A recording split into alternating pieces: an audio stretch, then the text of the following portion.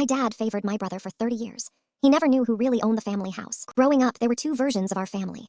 There was the one my father talked about at dinner parties, where my brother Marcus was the brilliant one, the athlete, the son who would carry the family name. And then there was the real one, where I sat at the end of the table, the daughter who was good with quiet things, which was my father's polite way of saying I did not matter as much. I was 8 the first time I understood it. Marcus broke a window with a baseball, and my father laughed and called it a good arm. That same week I brought home a painting that won a school prize, and he said, "That's nice, Ellie, go help your mother." I stopped bringing things home after that. By the time we were adults, the pattern was set in stone. Marcus got the car when he turned 16. I got a bus pass. Marcus got his college tuition paid in full. I was told, kindly, that money was tight that year, so I worked 2 jobs and took loans. At every holiday, my father toasted Marcus's latest deal, his new promotion, his growing importance.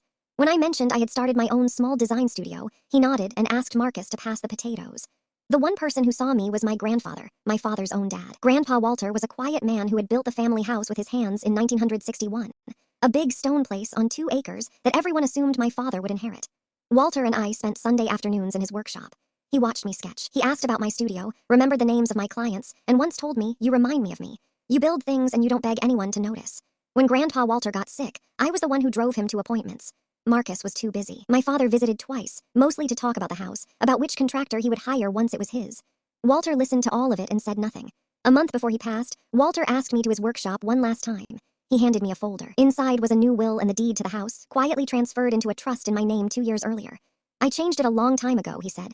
"Your father assumes. He always has. Let him." I asked if I should tell them. Walter smiled. "That is your choice, but you do not owe anyone an explanation for being loved." Walter passed that spring. At the reception after the funeral, my father was already holding court in the living room, telling relatives about the renovations he planned, the wall he would knock down, how Marcus might take the guest house. I stood by the window and said nothing. For 8 months, I said nothing. My father moved his furniture into the master bedroom. He called a contractor. He sent me a text that read, "Come get any of your grandfather's old junk from the workshop before we clear it out."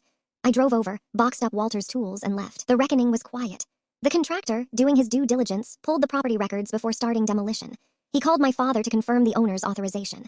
My father called me that night, confused, almost laughing, sure it was a clerical error. "The county has your name on the deed." "Isn't that funny?" "It is not an error," I said. "Grandpa left it to me 2 years before he died." There was a long silence on the line. Then, for the first time in my life, my father asked me a real question. "Why didn't you say anything?" I thought about all the dinners, all the bus passes, all the potatoes passed to Marcus. "You never asked me anything before," I said. "I didn't think this would be different. I let him keep his dignity. I did not evict him or make a scene. I simply told him the house was mine now, and that we could talk as adults about what came next. He is still living there. He calls me every Sunday now, the way I used to sit with Walter. I never reminded him of the years he overlooked me. I did not have to. He remembers them on his own now.